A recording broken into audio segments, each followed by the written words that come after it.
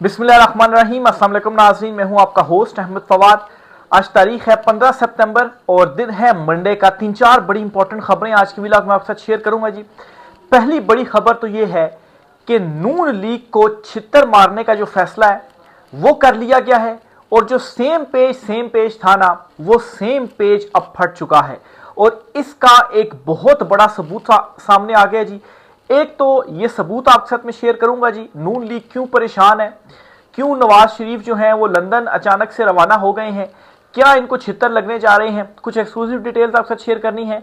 और दूसरी तरफ इमरान खान साहब से अब एक गारंटी मांगी जा रही है कि खान साहब अगर आप ये गारंटी दे दें तो फिर उसके बाद आपके साथ हमारे मतलब है कि सारे जो इख्तलाफात हैं, सारी जो लड़ाई है, जंग है, वो ख़त्म हो जाएगी। यानी कि माफ़ी, नदामत और अफसोस के बाद अब खान साहब से एक जो गारंटी है वो मांगी जा रही है। डील भी नहीं मांगी जा रही, बस खान साहब से कहा जा रहा है जी कि ये एक जो गारंटी है वो बस आप दे दें। इस पर भी कुछ एक्सक्लूसिव डिटेल्स हैं, वो भी आपके साथ में शेयर करूँगा।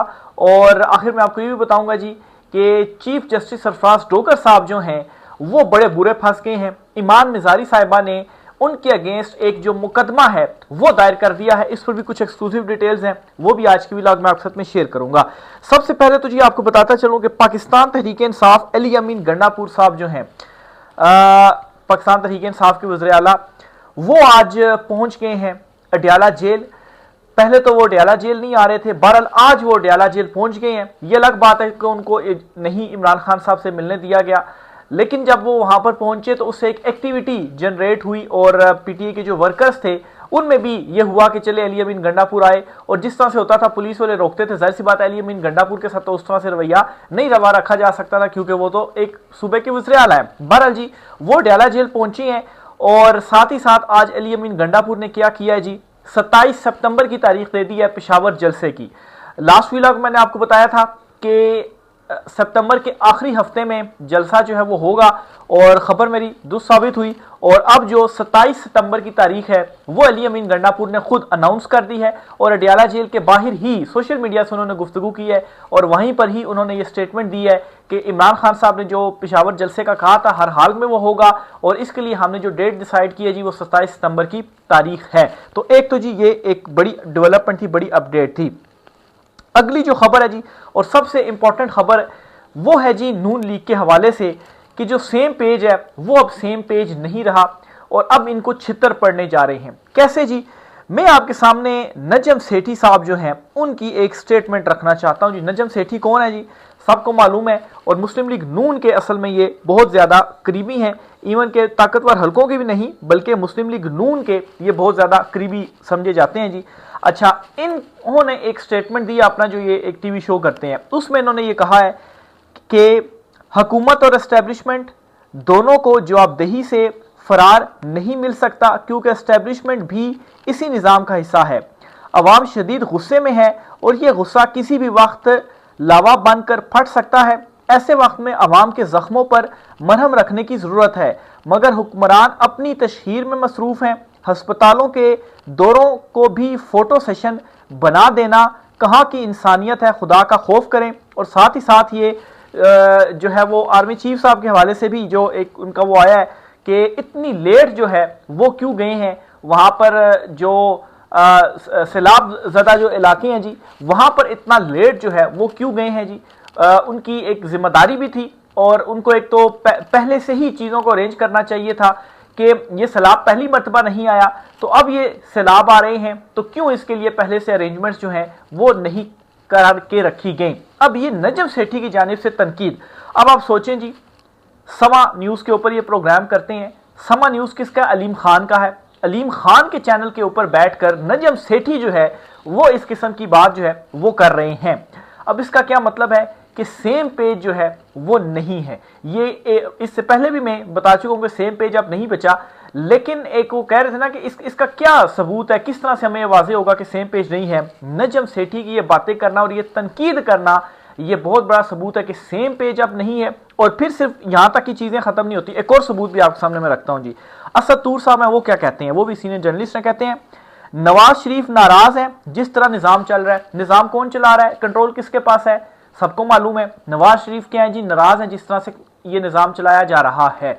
तो निज़ाम मतलब है कंट्रोल करने वालों के पास है ना, वही निज़ाम को चला रहे हैं, तो उनसे नवाज शरीफ नाराज हैं। नजम सेठी ने इजहार कर दिया कि ये क्या सैलाब ज़दगान के साथ जो है वो आप कर रहे हैं, इतने लेट जो दौरे हैं जी वो किए जा रहे हैं। और अब ये जी कि नवाज शरीफ जो हैं वो नाराज हैं। और क्यों नाराज हैं? जिस तरह से निज़ाम चल रहा है, इज्जत नहीं, पार्टी की इख्तियार नहीं है, क्या कर रहे हैं, मेरे पास भी कोई ओहदा नहीं है, जिनके पास है इनके पास इख्तियार नहीं है। यानी कि वो कहते हैं जी कि इज्जत भी नहीं मिल रही हमें अवाम में, कोई ओहदा भी नहीं है, और जिनके पास है उनके पास कोई इख्तियार भी नहीं है। जब नवाज शरीफ ने खुद फॉर्म 47 की इलास्टिक की शलवार पहन ली और अपनी जमात को भी पहना दी, तो फिर इख्तियार किससे मांग रहे हैं?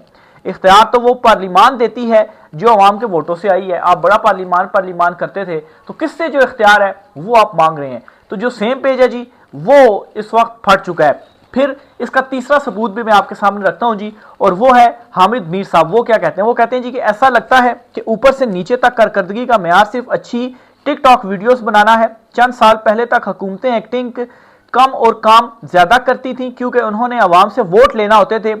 जब से वोट की इज्जत नीलाम हुई है और फॉर्म 47 का खड़ाक सामने आया है, तो अवाम की बेतौकीरी बढ़ गई है। अब सियासतदानों में ज्यादा वोट लेने का मुकाबला नजर नहीं आता, टिकटॉक वीडियोस बनाने का मुकाबला है। तो ये नजम हामिद मीर हैं, ये भी तनकीद करे क्या जी, पहले फिर ठीक था, अब तो सिर्फ कारकर्दगी टिकटॉक वीडियोस तक रह गई हैं। तो सेम पेज फट चुका है जी। और सेम पेज क्यों फट चुका है और क्यों नून लीग को लितर पड़ने वाले हैं, इसकी भी आपको डिटेल्स बताता हूं जी। लेकिन पहले तो ये अब हो गया ना जी कंफर्म कि जो सेम पेज है वो फट गया है।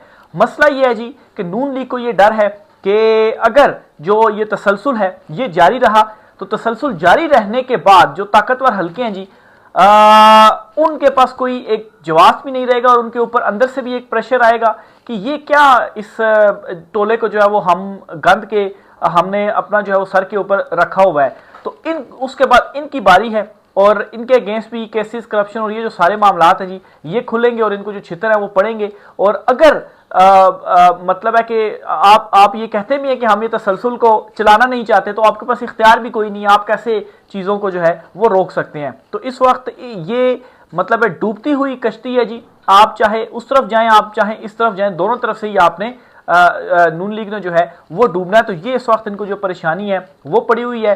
नवाज शरीफ भी चले गए हैं लंदन, और वहां से मुझे ये महसूस होता है कि एक मरतबा फिर से जो ये बयानिया एक बनाया गया ना कि मरियम नवाज और शहबाज शरीफ जो हैं वो असल में ताकतवरों के जो है वो उन्होंने बूट पकड़े, और नवाज शरीफ तो नहीं मान रहे थे, और नवाज शरीफ जो है वो अब भी नहीं मान रहे। तो नवाज शरीफ वहां पर जाकर ऐसा है जी कि एक मतलब फिर से इनकलाबी बनेंगे और कहेंगे नहीं जी, अब मैंने वोट को इज्जत दो का नारा लगाया था, मेरे भाई और बेटी ने जो है वो धोखा दिया, और अब जो है वो मैं वाकई वोट को इज्जत दूंगा। और फिर क्या होगा जी, फिर उस वोट को इज्जत दो का नारा लगा के वापस अवाम में मकबूलियत हासिल करने की जो कोशिश है जी वो की जाएगी। तीसरी खबर जो आपसे शेयर करनी है वो है जी ईमान मिजारी साहिबा। शीर मिजारी साहिबा की ये साहबजादी हैं। इस्लामाबाद हाई कोर्ट के चीफ जस्टिस सरफराज डोगर साहब, वो वाकया रिपोर्ट हो चुका, सारा मामला आपको मालूम है कि कैसे जो रिमार्क्स उन्होंने ईमान मिजारी साहिबा के हवाले से दिए, जिसको हरासगी और धमकी के ज़मरे में जो है वो लिया गया। तो अब ये हुआ है जी कि चीफ जस्टिस जो हैं सरफराज डोगर साहब, इनके अगेंस्ट हरासगी की जो एक दरखास्त है वो दायर हो गई है, और इस्लामाबाद हाई कोर्ट में ही ये दायर हुई है।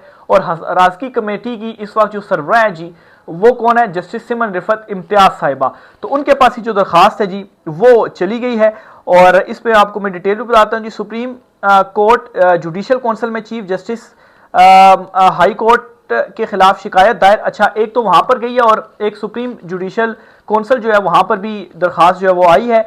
दरखास्त वकील ईमान मजारी की जानिब से दायर की गई दरखास्त में जस्टिस सरफराज डोगर की कमरा अदालत में दिए गए ऑब्जर्वेशन को बुनियाद बनाया गया। दरखास्त सुप्रीम जुडिशल काउंसिल से चीफ जस्टिस सरफराज डोगर के खिलाफ कार्रवाई की जो इस्तदा है वो की गई है। तो एक तो जी ये सुप्रीम कोर्ट ऑफ पाकिस्तान में जो है वो डेवलपमेंट हुई है, और इसी तरह की एक जो डेवलपमेंट है वो हुई है इस्लामाबाद हाई कोर्ट में, और वहां पर भी जो दरखास्त है जी वो दे दी गई है। अब देखिए जस्टिस सिमन रिफत इम्तियाज जो हैं, जिनके हवाले से ये है जी कि वो आज़ाद जजेस हैं, और वो उन जजेस में शामिल हैं जिन्होंने लेटर भी लिखे थे, और अभी भी 5 जजेस जो इस्लामाबाद हाई कोर्ट के डट कर खड़े हुए हैं, उनमें से वो भी एक जज साहिबा हैं। तो देखिए वो इसके ऊपर अब क्या जो एक्शन है वो लेती हैं और क्या वो अपने चीफ जस्टिस के अगेंस्ट कोई जो एक्शन है वो ले सकती हैं या वो कोई एक्शन नहीं ले सकती। बहरहाल एक मुद्दा उनको रिपोर्ट हो चुका है और इसके लिए ईमान मजारी जो है उन्होंने जो दरखास्त है वो भी दे दी है। अगली खबर जी आपको इमरान खान साहब के हवाले से देता चलूं जी। इमरान खान साहब की अडयाला जेल से मुंतकली के लिए सुप्रीम कोर्ट ऑफ पाकिस्तान में एक मुतफरिक दरखास्त दायर की गई है। इसमें कहा गया जी कि सुप्रीम कोर्ट में ऑलरेडी एक दरखास्त दायर हुई थी कि इमरान खान साहब जो हैं उनको महफूज मुकाम पर मुंतकिल किया जाए, लेकिन वो दरखास्त समात के लिए मुकर्रर नहीं हो रही। तो एक हम मुतफरिक दरखास्त दे रहे हैं कि उस दरखास्त को जल्द समात के लिए मुकर्रर किया जाए और इमरान खान साहब को अडयाला जेल से महफूज मुकाम पर मुंतकिल जो है वो किया जाए। इमरान खान साहब की जान के हवाले से मुतअद्दिद मरतबा इमरान खान साहब की फैमिली जो है वो खदशे का इजहार कर चुके हैं जी कि उनकी मतलब है कि और इवन के उनके जो साहबजादे हैं वो भी आलमी सतह के ऊपर भी ये जो मामला है वो उठा चुके हैं और अब तो मामला वो यूएन के अंदर भी ले जा चुके हैं। तो ये जी कुछ इंपॉर्टेंट डिटेल्स थी। इसके साथ ही एक दो चीज़ें और भी हैं, वो भी मैं ज़रा देख लूँ, वो भी आपके साथ मैं शेयर करता चलूँ जी। टीवी चैनल्स जो हैं जी इनको कुछ नई हिदायत जो हैं वो जारी हुई हैं, ये आपके साथ मैंने शेयर करनी है। देखें इस वक्त जो आपका है ना इलेक्ट्रॉनिक मीडिया या टीवी चैनल्स वगैरह जो हैं ये अपनी वैसी वक़्त तो खोल चुके हैं। आजकल टीवी चैनल्स को कोई नहीं देखता है, अगर देखेगा भी तो जस्ट एंटरटेनमेंट के लिए कोई स्पोर्ट्स का चैनल लगा लेगा। खबरें आजकल कोई नहीं सुनता टीवी चैनल्स के ऊपर, लेकिन ये समझते हैं जी कि हम टीवी चैनल्स को कंट्रोल कर लेंगे तो हम सब कुछ कंट्रोल कर लेंगे। असल में अब मामला अब जो सारी चीज़ें हैं वो शिफ्ट हो चुकी हैं सोशल मीडिया के ऊपर। इसलिए आपने ये पहली मरतबा हमने देखा है कि किसी ने मीडिया का बाइकआउट किया हो। अलीमा खान साहबा ने इसका टीवी चैनल्स का बाइकआउट किया और सोशल मीडिया के ऊपर वो आप गुफ्तगू करती हैं तो क्यों? क्योंकि वहाँ पर कुछ वो उनका कहना है जी कुछ लोग आ जाते हैं और वो फिर बदतमीजी जो है वो करते हैं और फिर हमारा जो मीडिया सारा वो भी उनके साथ जो है वो खड़ा हो जाता है। तो आपको देखना होगा कि अगर उनका जो तर्ज अमल है वो दुरुस्त नहीं है तो आपको उनका फिर साथ नहीं देना चाहिए, आपको लीमा खान साहबा का साथ देना चाहिए था। उन्होंने तो कुछ नहीं किया, तो पहले उन्होंने मीडिया ने लीमा खान साहबा का किया और उससे कुछ फर्क तो नहीं पड़ा क्योंकि सोशल मीडिया पे तो पैगाम गया ही गया। अब अलीमा खान साहबा ने इनका बाइकआउट कर दिया है और मतलब है कि इससे अलीमा खान साहबा को तो फर्क नहीं पड़ता, लेकिन जो हमारी दूसरे मीडिया वो बस अब आकर अडयाला जेल के बाहर बैठकर उन्होंने क्या करना है, अब तो कोई काम नहीं है। खैर बहरहाल सोशल मीडिया पे वो अपना जो स्टेटमेंट्स हैं वो चीज़ें जारी करती हैं और उसी तरह से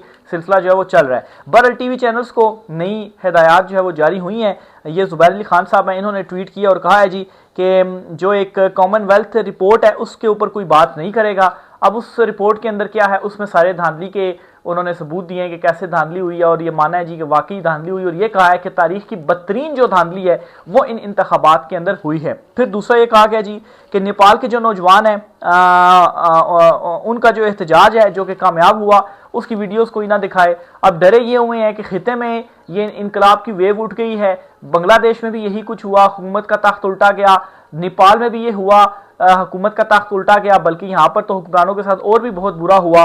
तो कहीं पाकिस्तान में भी ये जो लावा है वो ना फट जाए, इसलिए जो वीडियोस है वो ना दिखाएं। लेकिन इन अकल के अंदों को कोई बताए कि आप इलेक्ट्रॉनिक मीडिया के ऊपर ये कर देंगे, सोशल मीडिया तो चल ही रहा है ना, उसके ऊपर तो आप बैन नहीं कर सकते क्योंकि वो आपके कंट्रोल में नहीं है, तो वहाँ पर बेशक आप करते रहें। यहाँ पर भी लावा पक चुका है, सूरत हाल बल्कि ज़्यादा वास्ट है, कुछ मुख्तलिफ नहीं है। तो बस सिर्फ लावा फटने की तरह लावा फटेगा तो आप सारे इसके घेरे में जो है वो आ जाएंगे। फिर ये कहा जा रहा है जी कि जो मिशन नूर है इसके हवाले से किसी भी प्रोग्राम के अंदर कोई जो गुफ्तगू है वो नहीं होनी चाहिए। देखें जी गुफ्तगू क्यों नहीं भी होती तो ये टीवी चैनल्स का तो वो है ही नहीं। ये तो सिलसिला ये है ना कि तो सोशल मीडिया के ऊपर कंपेन चल रही है तो वहीं से ही कामयाबी के साथ चल रही है, तो इसको भी आप नहीं रोक सकते।